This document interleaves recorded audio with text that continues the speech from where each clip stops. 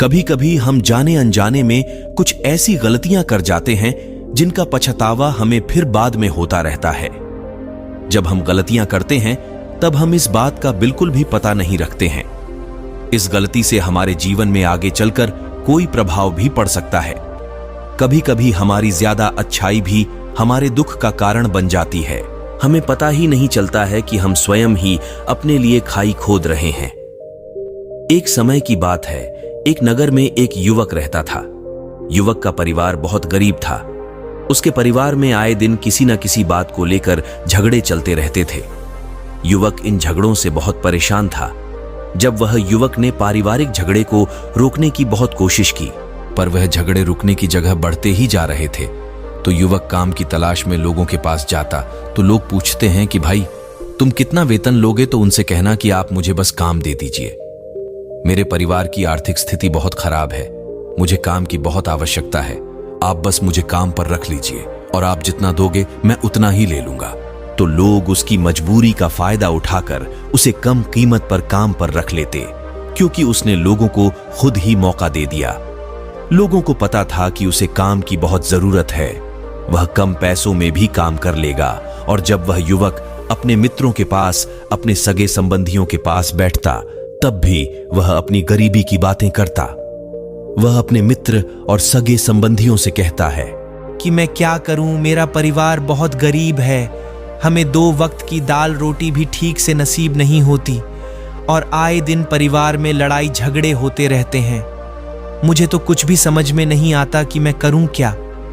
उसके मित्र और सगे संबंधी भी उस समय उसकी बात सुन लेते और उसके बाद में वह सभी उसका मजाक बनाते हैं और कहते, यह गरीब तो गरीब का गरीब ही रहेगा, इसका कुछ भी नहीं हो सकता और इनके परिवार में भी प्यार नहीं है। जब देखो एक दूसरे से लड़ते झगड़ते रहते हैं और यह हमारे पास बिना बात का रोना रोता रहता है और खुद कुछ करता नहीं है।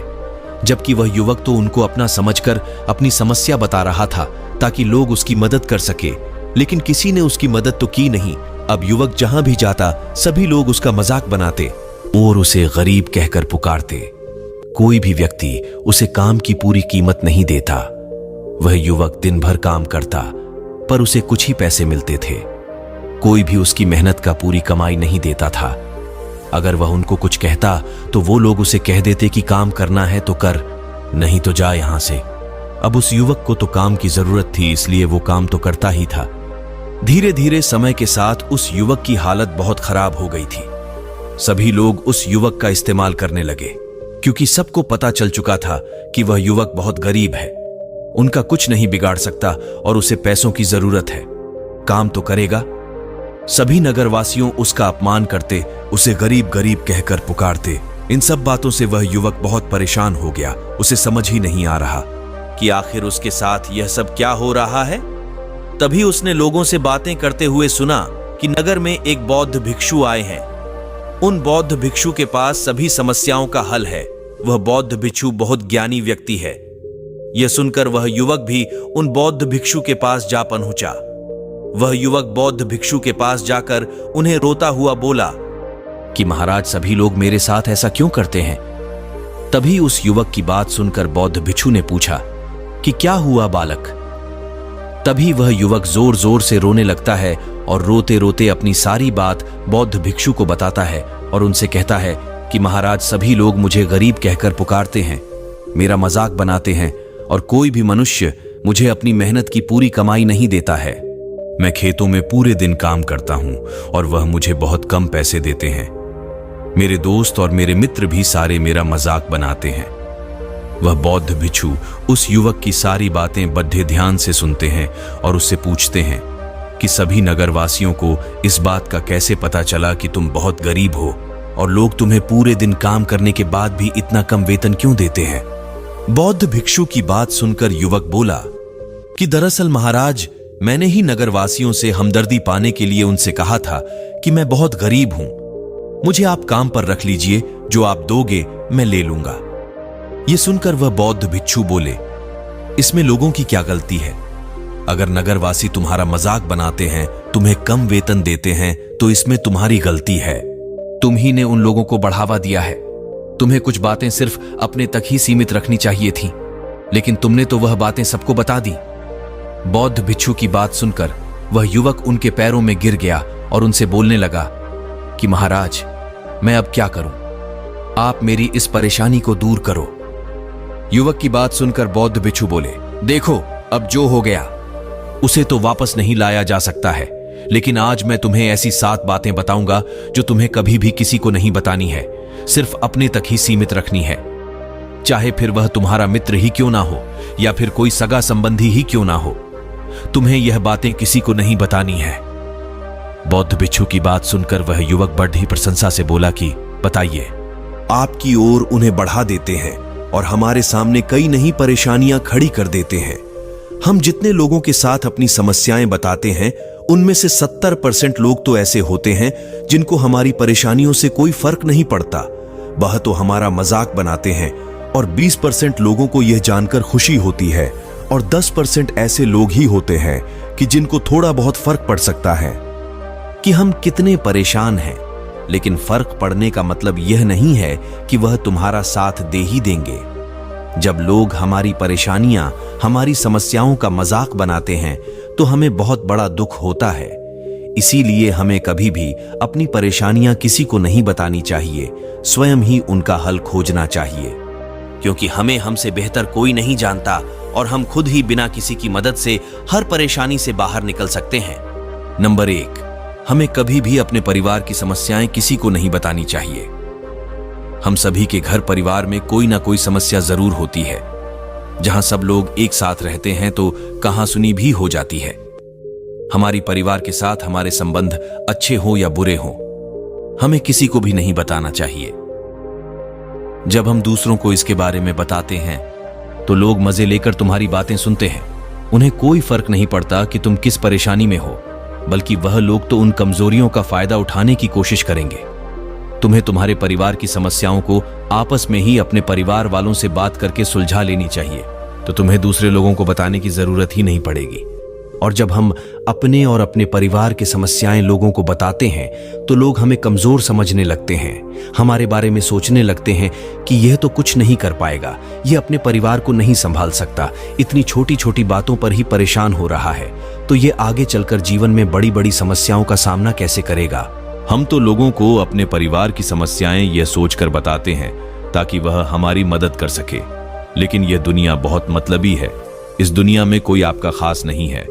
लोग हमारी बातें मजे ले लेकर सुनते हैं और हमारे सामने तो झूठी हमदर्दी दिखाते हैं, और फिर हमारी पीछे जो बातें हम उन्हें बताते हैं उन्हें अच्छे से नमक मिर्च लगाकर चारों तरफ फैला देते हैं, जिससे उन लोगों का तो कुछ नहीं बिगड़ता, पर तुम्हारे परिवार की इज्जत मिट्टी में मिल जाती है। लोग तुम्हारे परिवार के बारे में तरह तरह की बातें बनाने लगते हैं, एक बात की 100 बात करने लगते हैं, जो बात हुई नहीं उस बात को भी नमक मिर्च लगाकर बता दे हैं। इस दुनिया में घाव पर मरहम लगाने वाले तो कम हैं और नमक छिड़कने वाले बहुत ज्यादा हैं। इसलिए कभी भी किसी को अपने परिवार की स्थितियों के बारे में नहीं बताना चाहिए। नंबर, अपनी संपत्ति किसी को मत बताना। फिर बौद्ध भिक्षु ने उस युवक को दूसरी बात बताते हुए कहा कि तुम लोगों के सामने इस बात को कभी मत बताना कि तुम किन चीजों के मालिक हो या फिर तुम्हारे पास क्या क्या है। तुम तो लोगों को ऐसे ही अपने बारे में बताते हो कि तुम्हारे पास इतने बंगले हैं, इतनी गाड़ी है, इतना धन है, ताकि लोगों को पता चल सके, लेकिन तुम यह सोचकर उन्हें नहीं बता रहे हो कि तुम उन्हें नीचे दिखाने की कोशिश कर रहे हो। लेकिन लोग तुम्हारी बातों का गलत मतलब निकाल सकते हैं। वह सोच सकते हैं कि तुम उन्हें नीचा दिखाने के लिए यह सब बातें कर रहे हो और फिर वह तुमसे नफरत करने लगेंगे। उस समय तो वह कुछ नहीं बोलेंगे, लेकिन अंदर ही अंदर वह तुमसे नफरत करने लग जाएंगे और तुमसे दूर होने लग जाएंगे।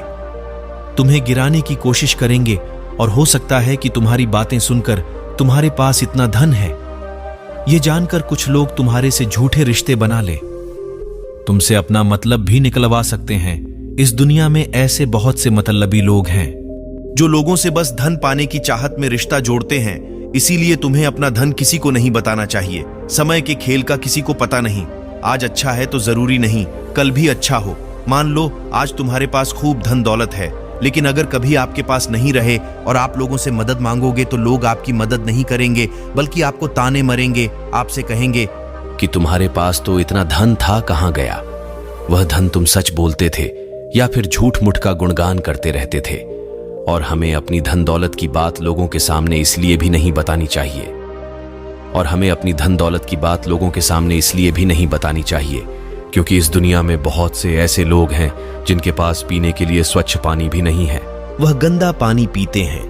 उनके पास खाने के लिए 2 वक्त की रोटी भी नहीं है, जबकि तुम्हारे पास सब कुछ है। इसीलिए कभी भी खुद से गरीब लोगों के सामने कभी भी अपने धन का दिखावा ना करें। हो सके तो उनकी मदद कर दे। नंबर 3, कभी भी अपनी सफलता का रहस्य किसी को मत बताना। फिर बौद्ध भिक्षु ने उस युवक को 5वीं बात बताते हुए कहा कि कभी भी अपनी सफलता का रहस्य किसी को मत बताना। हमने सफलता हासिल कैसे की है, यह बताना कोई गलत नहीं है। अगर कोई मनुष्य उससे सीखकर आगे बढ़ता है तो यह बहुत अच्छी बात है, लेकिन अधिकतर लोग क्या करते हैं, हमारे बताए गए रास्ते पर हूबहू चलना शुरू कर देते हैं, और अगर वह हमारे बताए गए रास्ते पर चलकर असफल हो जाते हैं तो फिर वह हमें ही दोष देने लगते हैं, जबकि हमने तो उनके लिए अच्छा ही किया था, मगर वह हमें ही दोषी मानने लगते हैं और कहते हैं कि काश मैं इसकी बातों में नहीं आया होता, इसने तो मुझे गलत रास्ता बता दिया। जबकि सबके लिए सफलता का एक ही तरीका काम नहीं करता। जिस तरीके से तुम सफल हुए हो, जरूरी नहीं कि वैसे ही उन्हें भी सफलता मिल जाए। इसीलिए कभी भी किसी को अपनी सफलता का रहस्य मत बताओ। अगर वह मनुष्य सच में ही तुमसे सफलता का मार्ग जाने की कोशिश करे और उस कार्य उसे बहुत लगन हो और वह बहुत दृढ़ संकल्पी हो कि नहीं मुझे तो यह कार्य करना ही है, तो तुम उसे जरूर बता सकते हो, लेकिन तुम आगे से कभी भी किसी को कुछ मत बताओ। नहीं तो अगर वह लोग असफल रहे तो वह तुम्हें ही दोषी मानने लगेंगे। उन लोगों को इस बात से कोई फर्क नहीं पड़ता कि तुम उनके लिए अच्छा कर रहे हो। वह असफल होने पर तुमसे घृणा करने लगेंगे, तुम्हें भला बुरा बोलने लगेंगे। इसीलिए कभी किसी को कुछ मत बताओ। नंबर 4, अपने द्वारा की गई मदद का ढिढोरा मत पीटो। फिर बौद्ध भिक्षु ने उस युवक को छुट्टी बात बताते हुए कहा, अगर तुम किसी की मदद करते हो तो मदद को लोगों के सामने मत लाओ, क्योंकि इस दुनिया में बहुत से लोग गरीब हैं जिनको हमारी दयादान की आवश्यकता है।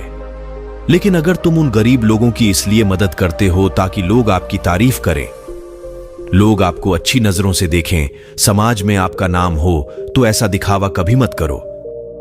जबकि तुम्हें लोगों की मदद इसलिए नहीं करनी चाहिए कि दूसरे लोग आपकी तारीफ करें, बल्कि आपको लोगों की मदद सच्चे हृदय से बिना किसी को बताए करनी चाहिए।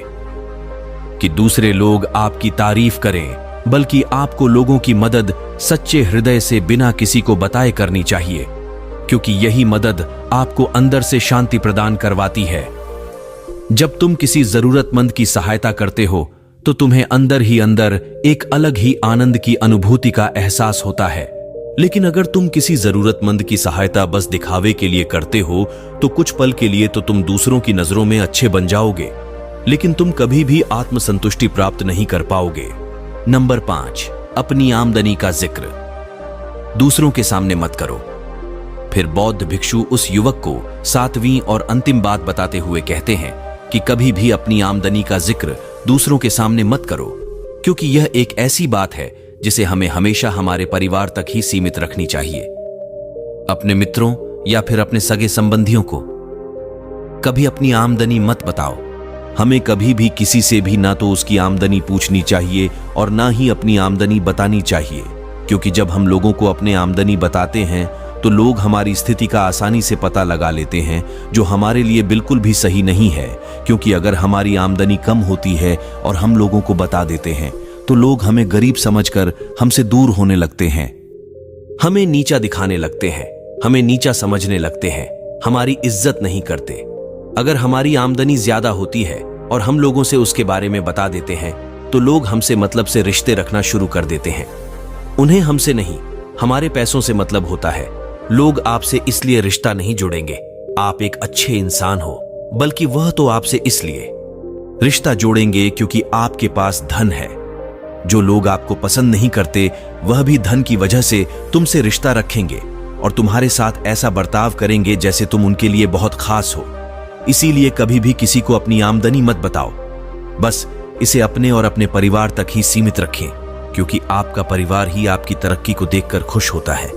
बाकी तो यह दुनिया आपकी तरक्की को देखकर जलने वालों में से है। युवक बौद्ध भिक्षु की सारी बातें बड़ी अच्छी तरीके से समझ गया और उसी वक्त अपने मन ही मन में यह संकल्प ले लिया कि आज के बाद कभी भी किसी को अपने रहस्य नहीं बताएगा।